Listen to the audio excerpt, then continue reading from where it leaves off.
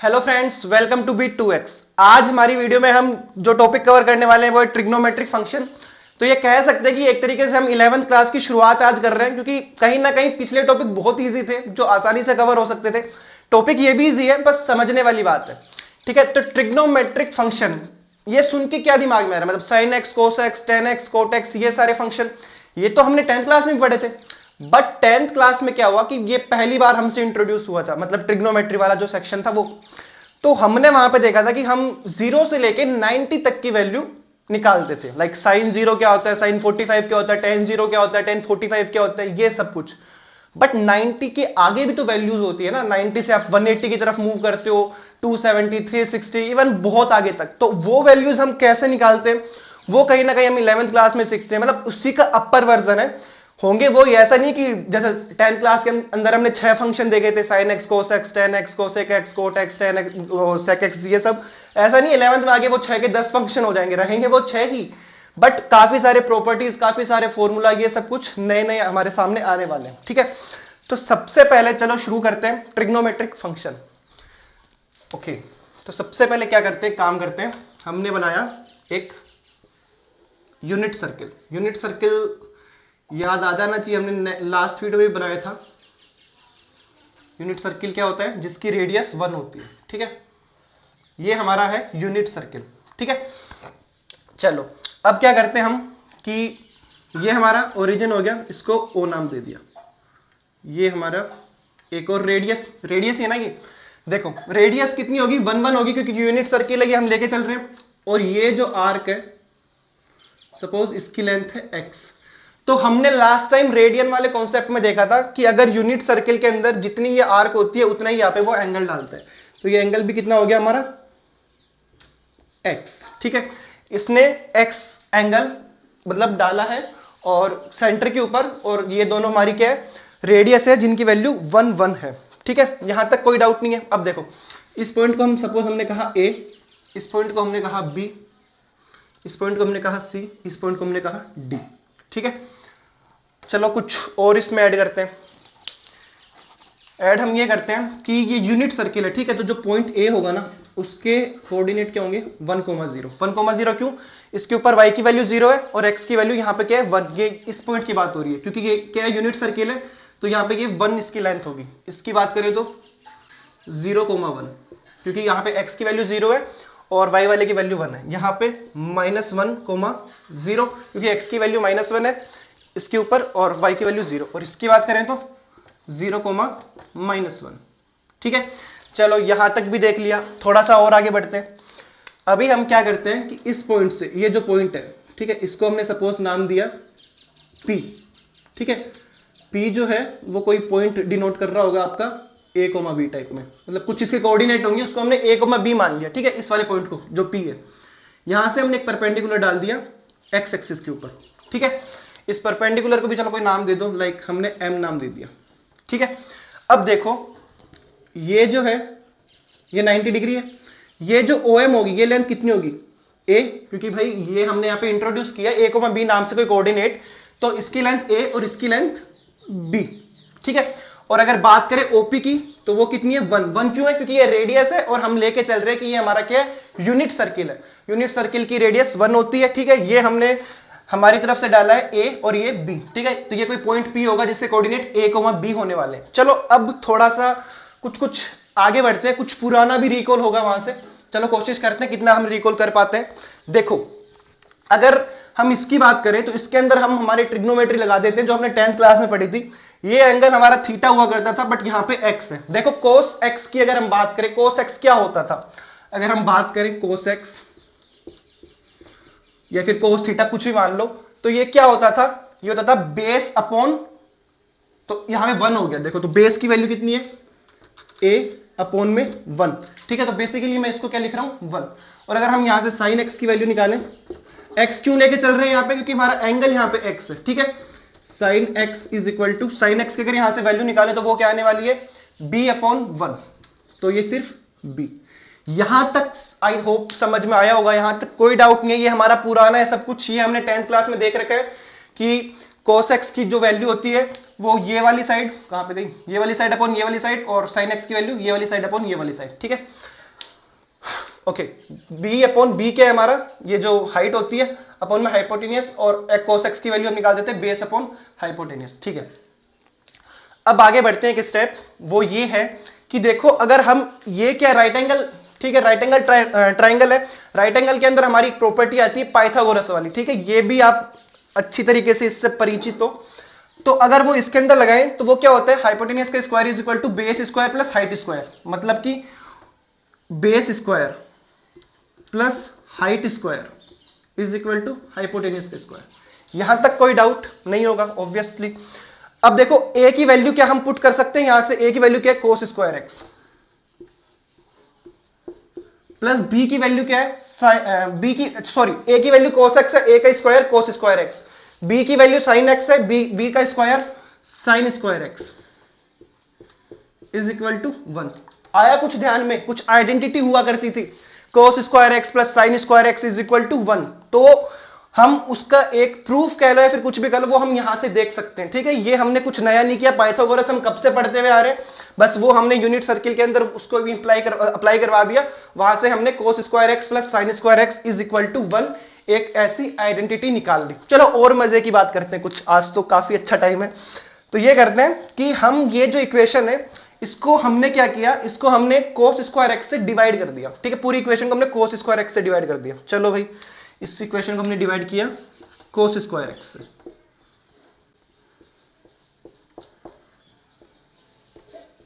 Okay, तो ये क्या बना, ये आपका 1 हो गया, plus sine square x upon cos square x क्या होता है, टेन स्क्वायर एक्स, ठीक है, ये सब हमने पढ़ रखा है,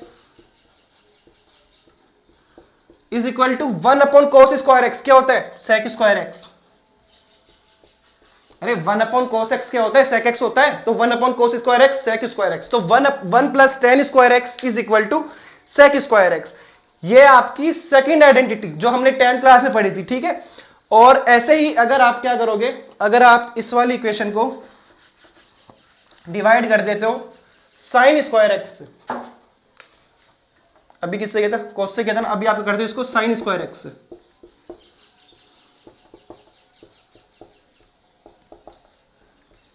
आई विल ट्राई कि मैं कितना इजीली आपको एक्सप्लेन कर पाऊं। देखो cos square x upon sine square x क्या हो गया, क्या हुआ, कोट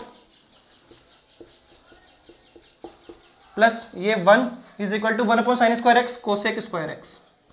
ये आपकी थर्ड आइडेंटिटी। तीनों आइडेंटिटी जो हमने 10th क्लास में पढ़ी थी वो हम देख सकते हैं कि कहां से हमने निकाली उन सबको, ठीक है। तो ये हमारा एक पार्ट हो गया, पार्ट कह लो या फिर कुछ भी कह लो। यहां से अब हम नेक्स्ट आगे बढ़ने वाले हैं, ठीक है। चलो मैं ये वाला मिटा देता हूं, ये वाला तो देखो cos x जो ए भी मान के, ये तो सिर्फ एक आइडेंटिटी आपको बताना था कि हमने जो देखी थी वो कुछ हम यहां से निकाल सकते हैं। चलिए जी नेक्स्ट, ये सर्किल बहुत काम का सर्किल है, ये आने वाले टाइम में आपको पता चल जाएगा, ठीक है। अच्छा एक चीज और देखो, एक चीज का जवाब दो कि हमने रेडियन वाले कॉन्सेप्ट में देखा है कि जो हमारा सर्किल होता है, ठीक है, वो सर्किल अगर यूनिट सर्किल है तो दोनों रेडियस के बीच में जो आर्क लेंथ होती है, वो जो लेंथ होती है उतने एंगल वो हमारा सेंटर पे बना देती है, ठीक है। अब अगर मैं बात करूं कुछ ऐसी कि ये हमारा सर्किल था, सपोज ये मतलब ये हमारा कोऑर्डिनेट हो गया, ये हमारा सर्किल हो गया, ठीक है। हमने क्या लिया, हमने ये वाली रेडियस ली और एक ये वाली रेडियस ली थी, इनके बीच की जो लेंथ थी वहां से मूव किया। अब जैसे जैसे ये रेडियस ऐसे मूव करेगी, एंगल बढ़ेगी, मतलब ये लेंथ बढ़ेगी। सपोज करो ये यहां से शुरू होकर पूरा यहां पे वापस पहुंच जाता है, तो वो कितना उसके ऊपर एंगल डालेगा। चलो देखो बेटर है, छोटे से नहीं समझ में आएगा, बड़े में देखते हैं, गलती कर दी। देखो ये हमारी इनिशियल लाइन थी, ये हमारी टर्मिनल लाइन थी, इनके बीच की लेंथ क्या थी, x थी, उसने यहां पे x एंगल बनाया। अब अगर इस लाइन को पकड़ के हम पूरा घुमा के रोटेट करके इसी के ऊपर वापस रख दें तो वो कितना एंगल बनाएगी, हमारा क्वेश्चन ये है। वो हमने लास्ट वीडियो में देख चुके हैं हम, ठीक है, तो वो कुछ नया नहीं है। बट चलो एक दूसरी तरीके से बात करते हैं इसकी। देखो अभी क्या है, अभी दोनों के बीच की लेंथ x है। जब मैं इसको उठा के पूरा एक चक्कर कटवा दूंगा तो एक्चुअल में वो क्या कर रहा है, वो पूरा सरकमफेरेंस के ऊपर ही तो मूव कर रहा है। मतलब अगर इस लाइन को यहां, ये लाइन पहले यहां थी, यहां से उठा के हमने यहां पे रखी, कितना मूव कराया, x, तो यहां पे क्या आ गया, x एंगल बन गया। अगर इसी लाइन को उठा के मैं पूरा एक चक्कर कटवा के वापस इसके ऊपर रख दूं तो उसने कितना मूव किया, कितनी लेंथ होनी चाहिए उसकी, 2 पाई r इसका सरकमफेरेंस होता है। कितना होता है, 2 पाई आर, बट आर की वैल्यू 1 है। क्यों? क्योंकि ये यूनिट सर्किल है। तो 2 पाई इंटू 1 2 पाई, मतलब कि अगर आप यहां से उठा के इसको पूरा का पूरा ऐसे मूव करवाते हो तो उसकी लेंथ 2 पाई होती है, मतलब कि ये सेंटर पे 2 पाई एंगल बनाता है। ठीक है, चलो एक ये चीज भी देखी कि मतलब जो हम सर्किल के अंदर अगर एक कंप्लीट रिवॉल्यूशन की बात करें तो वो कितना होता है 2 पाई। ठीक है, नेक्स्ट आगे बढ़ते हैं, यहां से आगे बात करते हैं। वो ये कि देखो, चलो यहां से लेके पूरा यहां तक मूव किया तो वो 2 पाई बना। ठीक है, शुरुआत में ये 0 था, अगर हमने इसको मूव ही नहीं करा तो ये 0 था, लास्ट में क्या बना 2 पाई बना। ठीक है, अब देखो यहां से यहां तक गया, यहां तक गया, यहां तक गया, यहां तक गया, 4 इक्वल पार्ट्स में, मतलब 2 पाई तो चलो इक्वल पार्ट्स की बात करें तो 2 पाई बाई 4। ठीक है, फिर यहां से 2 पाई बाई 4, मतलब कि ये पाई बाई 2 वाला सेक्शन है,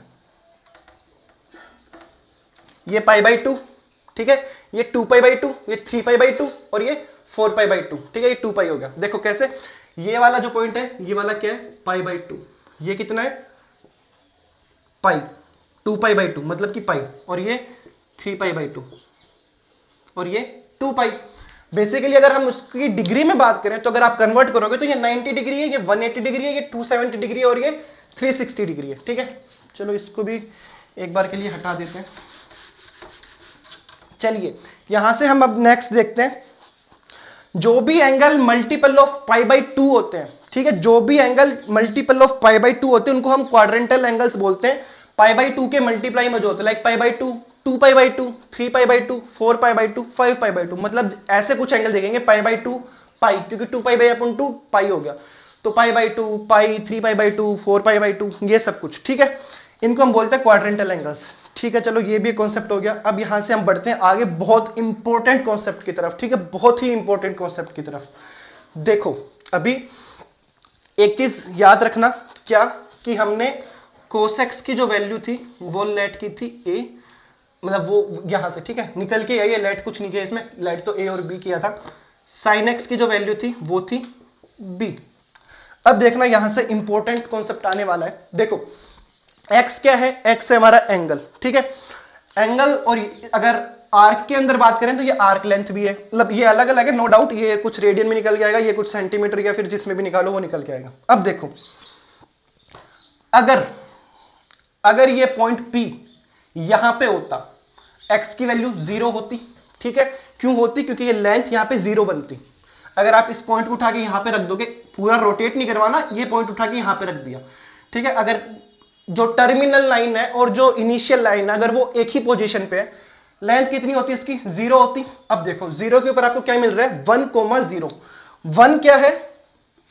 फर्स्ट वाला कोऑर्डिनेट जो कि a मान सकते हैं आप। अगर इस पॉइंट को यहां पे रख दोगे तो a की वैल्यू क्या हुई 1 और b की वैल्यू क्या हुई 0।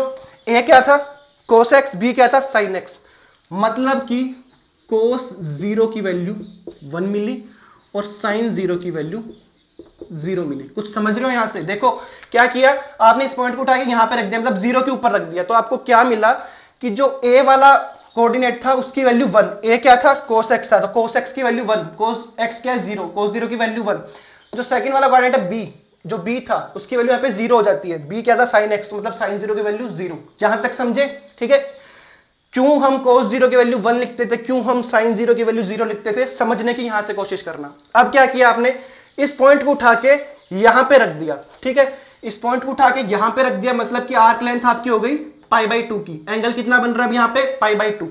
पाई बाई 2 की बात करें तो a वाली वैल्यू 0 है, a वाला क्या है cos x, मतलब कि cos पाई बाई 2 की वैल्यू 0 आ रही है आपके पास में। ठीक है, और sin पाई बाई 2 की वैल्यू देखो, अब बार बार यहां पे ऊपर नीचे मत आना, बस इतना ध्यान रखना, जो पहला कोऑर्डिनेट है वो cos x को डिनोट कर रहा है, बाद वाला sin x को डिनोट कर रहा है। cos pi by 2 0, sin pi by 2 1। ठीक है, बहुत इजी है। अब वो जो पॉइंट है यहां पे था, अब P वाले पॉइंट को यहां पे लिया, मतलब कि 180 डिग्री, मतलब पाई के ऊपर cos की वैल्यू कितनी है -1, cos पाई की वैल्यू -1, sin पाई की वैल्यू 0। यहां तक समझ में आया? और नीचे आ जाओ, इस वाले पॉइंट को पहले यहां पे लाए, फिर यहां पे लाए, यहां पे लिया 3 पाई बाई 2 के ऊपर, 3 पाई बाई 2 के ऊपर cos की वैल्यू 0, cos 3π/2 की वैल्यू 0, साइन 3π/2 की वैल्यू -1, ठीक है। अब वापिस यहां पे पहुंच गए तो 2π और 0 के लिए सेम ही चीज हो गई ना। cos 2π की बात करें या फिर cos 0 की बात करें तो वो सेम ही चीज है। ये cos 2π हो गया और ये sin 2π हो गया, ठीक है। बहुत इंपॉर्टेंट कॉन्सेप्ट देखा हमने, एक बार जल्दी से इसको देख लो फिर आगे बढ़ते हैं कुछ, ठीक है। यहां तक हो गया। चलो अब देखो, अगर हम बात करें ना कि हमने क्या देखा, 2π के बाद में वैल्यूज वापस रिपीट होनी शुरू हो जाएगी, मतलब कि यहां से यहां तक हमने नई नई वैल्यूज देखी है। अब देखो जो 0 के बाद में जो वैल्यूज आई थी और जो 2π के बाद में जो वैल्यूज आएगी सेम ही एंगल के लिए, जैसे कि देखो अगर हम बात करें 2π की है, चलो 2π को भी छोड़ो, अगर हम बात करते हैं sin π/3 की, या हम बात करें sin 2π + π/3 की, दोनों सेम ही बात है। π/3 की मतलब आपका हो गया ये 60 डिग्री, ठीक है। अब अगर मान लो ये सपोज करो 60 डिग्री था, अब अगर मैंने बात की sin 60 डिग्री की तो वो ये है, और मैंने बात की sin 2π + 60 मतलब कि 360 + 60 की मतलब 420 की, तो वो क्या होगा, पहले आप इसको इतना मूव करवाओगे फिर उसके बाद में 60 डिग्री। तो बात तो वही है ना, आपने 0 से 60 डिग्री लिया, पूरा मूव कराया तो वापस आप पहुंचे तो 0 वाली पोजीशन पे ना, 2π और 0 है तो एक ही पोजीशन पे ना, फिर उसके बाद में आपने 60 ऐड किया तो वो एक ही बात है, ठीक है। तो हम इसको क्या लिख सकते हैं, बेटर अगर आपको समझना है तो इसको हम कुछ ऐसे लिख सकते हैं कि sin 2nπ। 2nπ क्यों, क्योंकि 2π क्यों, 4π पे भी तो वो यहीं पे आएगा, 6π पे भी वो यहीं पे आएगा, तो sin 2nπ + x, x आपका कोई थीटा है, एंगल है, मतलब थीटा नहीं एंगल है, is equal to sin x। And सबके लिए, सिर्फ साइन के लिए नहीं, कोस के लिए भी वही चीज होगी। जब भाई जब cos x यहां पे आ जाएगा 2π + थीटा तो होगा तो cos थीटा ही ना वो, मतलब 2π के बाद में सारे एंगल यहां पे आ जाएंगे, फिर उसके बाद में कुछ भी ऐड करो, वो आप 0 में ऐड करते हैं, 2π में ऐड करो, चाहे 4π में ऐड करो, चाहे 6π में ऐड करो, एक ही बात है, ठीक है। तो sin 2nπ + x is equal to sin x होता है। अब कुछ और चीजें देखते हैं, वो ये कि इन सारी वैल्यूज को ढंग से देखो और आप ये आंसर करो कि sin x की वैल्यू 0 कहां पे हो रही है। देखो sin 0 के ऊपर sin की वैल्यू 0 थी, जब x की वैल्यू 0 रखी, जब हमने x की वैल्यू 0 रखी, ठीक है, मैं बात कर रहा हूं ये x की उन वैल्यूज को मैं यहां पे इकट्ठा कर रहा हूं जो कि sin के लिए 0 देती है, sin x की वैल्यू 0 देती है, ठीक है। 0 पे 0 दी, पाई पे 0 दिया, 2π पे भी 0 दिया, मतलब 0 पे, पाई पे, 2π पे, इसको भी हम 0π लिख सकते हैं, है ना, है तो 0 ही, 0π पे, पाई पे, 2π पे, मतलब जो साइन होता है ना वो क्या करता है कि वो पाई क्यों, अगर π/2 नहीं है सिर्फ पाई है, ठीक है, तो वो उस पे 0 देता है। इसका मतलब हम कह सकते हैं जब जब x की वैल्यू nπ होगी तब तब sin x क्या होगा, 0 होने वाला है। यहां तक कोई डाउट, जब जब x की वैल्यू nπ होगी तब तब sin x हमें क्या देने वाला है, 0 वैल्यू देने वाला है, ठीक है। क्यों इंपॉर्टेंट है थोड़ा आगे समझ में आएगा। कोस पे बात करते हैं, कोस क्या कर रहा है, π/2 पे 0 दे रहा है, ठीक है, 3π/2 पे 0 दे रहा है, ठीक है, और कहां पे 0 दे रहा है, हमने देखा π/2 पे 0 दिया और 3π/2 पे 0 दिया, दो ही वैल्यू चेक की, ठीक है। चलो यहां से हम ये देख सकते हैं कि कोस होगा वो π/2 के ऊपर 3π/2 पे, 5π/2 पे, 7π/2 पे, इन पे 0 देगा। 2π/2 पे क्या देगा भाई, 2π/2 एक्चुअल के अंदर पाई है, ठीक है, 2π/2 क्या है, पाई है, और पाई के ऊपर साइन की वैल्यू, कॉस की वैल्यू 0 नहीं होती है, ओड मल्टीपल होने चाहिए, लाइक π/2 के ओड मल्टीपल। अगर π/2 के ओड मल्टीपल से क्या मतलब है, 1π/2, 3π/2, 5π/2, क्योंकि अगर इवन हुए, अगर 2π/2 हुआ तो पाई हुआ ना, पाई पे 0 नहीं होती। तो ओड को हम कैसे लिखते हैं, ओड को हम लिखते हैं, देखना, ओड को हम ऐसे लिखते हैं 2n + 1 π/2, यह है ओड मल्टीपल। क्यों, n की कुछ भी वैल्यू डालो, ये वाली जो क्वांटिटी आपको, ये आपको ओड मिलने वाली। n की वैल्यू 0 रखी तो ये 0 1 1π/2, n की वैल्यू 1 रखी तो 2 × 1 1, 2 × 1 2, 2 + 1 3, 3π/2, 5π/2, ऐसे। जब x की वैल्यू ये हुई तो cos x की वैल्यू क्या होगी, ठीक है, cos x की वैल्यू 0 होगी। यहां तक अगर कोई डाउट है तो बता देना कमेंट सेक्शन में, आगे भी पढ़ेंगे, ऐसा नहीं यहां पे हम स्टॉप करने वाले हैं, क्योंकि आज पता नहीं वीडियो देख के कैसा लग रहा है, मुझे बनाने में तो बड़ा मजा आ रहा है, तो मैं सोच रहा हूं थोड़ा और बना देते हैं। यार मैंने एक चीज नोटिस की, हरा वाला मार्कर थोड़ा मुश्किल से मिट रहा है काले वाले के कंपैरिजन में। चलो कोई नहीं, अब हम देखते हैं। देखो यहां से कुछ चीजें देखनी है हमें। यहां से क्या चीजें देखनी है? हमने बात की साइन एक्स कब जीरो और हमने बात की कोस एक्स कब जीरो। क्यों हमने बात की? क्योंकि मुझे कुछ और डिस्कस करना है। मुझे ये डिस्कस करना है कि कोसेक एक्स की वैल्यू क्या होती है। वो होती है 1/sin x। तो क्या कोसेक एक्स की किसी वैल्यू के ऊपर मुझे रेस्ट्रिक्शन मिल रही है? क्या कोसेक एक्स की किसी वैल्यू के लिए मुझे रेस्ट्रिक्शन मिल रही है? देखो कोसेक एक्स की अगर वैल्यू की हम बात करें तो रेस्ट्रिक्शन कहां मिलेगी कि अपोन में किसी में भी जीरो नहीं आना चाहिए। हम बहुत पहले कर चुके हैं, ठीक है। ये हमने सेकंड चैप्टर में एक्सरसाइज में देखा था रेस्ट्रिक्शंस कैसे लगाते हैं, रूट के अंदर माइनस नहीं आता, वो सब ठीक है। और एक ये वाला भी कि अपोन के अंदर कभी जीरो नहीं आता। तो कोसेक एक्स कौन सी वैल्यू कंटेन नहीं करेगा? अगर हम बात कर रहे हैं कोसेक एक्स की, तो इसके लिए एक्स की वैल्यू कभी भी एन पाई नहीं हो सकती। क्यों नहीं हो सकती? क्योंकि अगर एन पाई हुई तो 1/sin मतलब 1 के अपोन में जीरो आ जाएगा, जो कि हमें बर्दाश्त नहीं है। मतलब वो रेस्ट्रिक्शन होती है, ठीक है। तो x की वैल्यू कभी एन पाई नहीं हो सकती। चलो कोसेक एक्स में होगा क्या ऐसा? ये वाली कंडीशन नहीं। एक और ऐसा फंक्शन होता है जिसके अंदर अपोन में साइन एक्स आता है। जल्दी से रिकॉल करो कौन सा फंक्शन होता है? Cot x. कोट एक्स की वैल्यू क्या होती है? Cos x upon sine x. Cot x की भी अगर बात करें तो वो क्या होता है? Cos x upon sine x, ठीक है। अपोन में जीरो आएगा तो दिक्कत होगी, इसलिए कोट एक्स के अंदर भी क्या होता है? एक्स की वैल्यू एन पाई नहीं आनी चाहिए। चलो ये तो बात की हमने जो हमारे साइन एक्स पे डिपेंड कर रहे थे। अभी कुछ के लिए कोस एक्स भी तो जीरो होता है, तो वो किसके लिए? सेक एक्स। क्या वैल्यू होती है उसकी? 1/cos x। या फिर tan x। tan x की क्या वैल्यू होती है? sin x upon cos x। ऊपर वाले से हमें मतलब नहीं होता, नीचे वाला जीरो नहीं होना चाहिए। इन दोनों फंक्शन के लिए भी क्या होता है? जो x होता है वो आपका नहीं होना चाहिए, या फिर आप कह दो x की वैल्यू नहीं होनी चाहिए किसके इक्वल? 2n+1 π/2 के। ये दोनों चीजें याद रखना जब हम ग्राफ बनाएंगे किसके? ट्रिग्नोमेट्रिक फंक्शन के, स्पेशली इन चारों के, cos x sin x को छोड़ के। तो हम कुछ कुछ वैल्यूज ग्राफ में मिस करने वाले, जहां पे वो ग्राफ वो वैल्यू अटेन नहीं करेगा, तो वो यही वैल्यूज होगी। tan x के लिए इस वाले के ऊपर हम ग्राफ नहीं बनाएंगे। क्यों नहीं बनाएंगे? क्योंकि ये 1/0 टाइप की कोई फॉर्म देने वाला है, ठीक है। तो ये चीजें याद रखना, याद मत भी रखना, बट मैं वहां पे बताऊं तो समझ जाना। ये नहीं कि ये क्या नया बता दिया, ऐसा कुछ नहीं होना चाहिए। चलो जी, तो क्या हमें वीडियो यहां पे एंड करनी चाहिए? जी बिल्कुल नहीं, अभी नहीं, अभी मजा आ रहा है। देखो हमने वैल्यूज देखी, क्या वैल्यूज देखी हमने? 0 से लेके 90 तक की वैल्यू 10th क्लास में सीख ली थी। अगर हम साइन की बात करें, साइन 0 की हमें पता थी, साइन 30 की पता थी, 45 की पता थी, साइन 60 की पता थी, 90 की पता थी। आज हमने देखा 180 पे। साइन 180 पे क्या होता है? मतलब कि साइन पाई पे, साइन पाई पे क्या होता है? 0 होता है। 3π/2 पे साइन की वैल्यू -1 होती है। क्या मुझे लिखना ही चाहिए? ठीक है, चलो मुझे लिख देनी चाहिए। ये साइन एक्स की बात कर रहा हूं, ठीक है। ये कोस एक्स की बात कर रहा हूं, ये tan x की बात कर रहा हूं, ठीक है। बाकी उल्टे पुल्टे होते हैं। देखो 0 से 90 तक मैं नहीं लिख रहा हूं, वो आपने 10th क्लास में देख चुके हो, ठीक है। मैं बात कर रहा हूं पाई के लिए, 3π/2 के लिए एंड 2π के लिए, ठीक है। इनके लिए बात करते हैं। साइन पाई के लिए वैल्यू क्या आई थी? अगर मैं बोल रहा हूं तो जल्दी से याद दिलाना, 0 आई थी। कोस एक्स के लिए उसकी वैल्यू क्या थी? -1 थी। 3π/2 की बात करें तो 3π/2 के लिए इसकी वैल्यू क्या आ रही थी? इसकी वैल्यू -1 आई थी। cos 3π/2 की वैल्यू क्या आई थी? 0 आ रही थी। 2π की बात करें तो ये 0 था, और इसकी बात करें तो ये 1 था।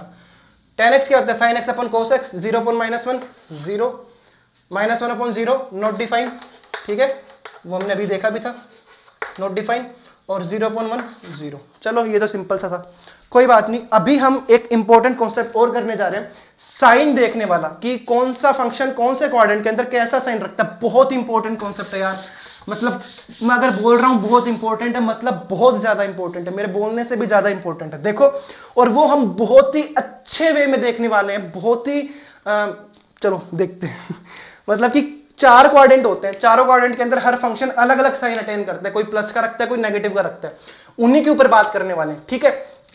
पहले क्या करते हैं? पहले हम 10th क्लास वाला एक काम करते हैं। क्या काम करते हैं?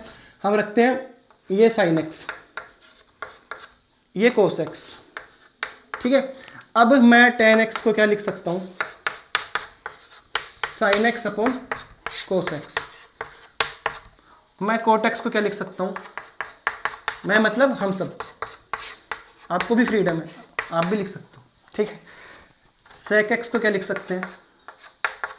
1 अपॉन कोस एक्स, और अगर बात करें कोसेक एक्स की तो इसको क्या रख सकते हैं 1 अपॉन साइन एक्स। अब देखो इंपॉर्टेंट कॉन्सेप्ट, देखो ये हमारा फर्स्ट क्वाड्रेंट, ये सेकंड, ये थर्ड, ये फोर्थ। मैं पहले बात कर रहा हूं फर्स्ट क्वाड्रेंट की। फर्स्ट क्वाड्रेंट में हमारा ए क्या है, ए है cos x, बी है sin x। एक बात बताओ, फर्स्ट क्वाड्रेंट के अंदर क्या ए और बी दोनों की वैल्यू पॉजिटिव ही होगी हमेशा? देखो ये भी हमेशा इस डायरेक्शन में आएगा, x के अलोंग। ए हमेशा देखो x के अलोंग आने वाला है, बी देखो y के अलोंग आने वाला है। x हमेशा पॉजिटिव होना है, y हमेशा पॉजिटिव होना है। इसका मतलब एक्स वाई नहीं, सॉरी ए और बी, ठीक है। ए क्या है cos x, sin क्या है। अगर मैं बात करें फर्स्ट क्वाड्रेंट की, cos x क्या आएगा हमेशा पॉजिटिव, और sin x क्या आएगा हमेशा पॉजिटिव। इनको ए और बी से देखो, इंपॉर्टेंट कॉन्सेप्ट है, ध्यान से सुनना। cos x क्या है ए, sin x क्या है बी। ये दोनों क्या है पॉजिटिव पॉजिटिव है, क्योंकि ए भी पॉजिटिव है बी भी पॉजिटिव फर्स्ट क्वाड्रेंट के अंदर, ठीक है।